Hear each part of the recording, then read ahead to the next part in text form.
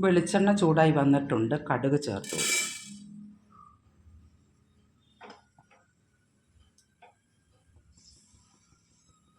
കടുക് നന്നായി പൊട്ടി വന്നിട്ടുണ്ട്. ഒരു സവാള ചെറുതായി അരിഞ്ഞത് ചേർത്ത് കൊടുക്കാം.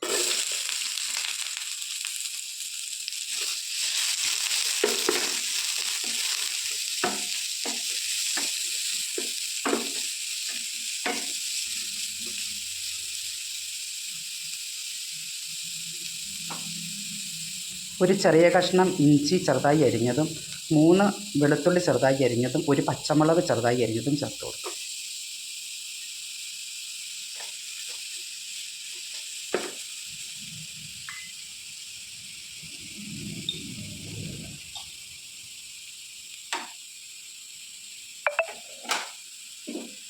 കറിവേപ്പില,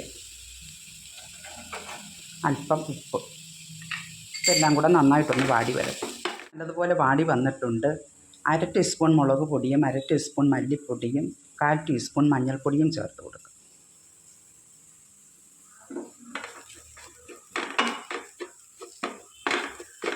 എല്ലാം നല്ലതുപോലെ മൂത്ത് വന്നിട്ടുണ്ട്.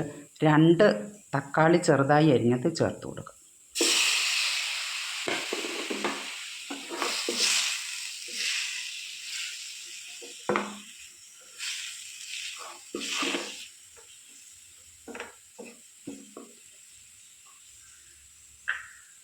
ഇനി ഇതൊന്ന് അടച്ച് വെച്ച് വേവിക്കാം.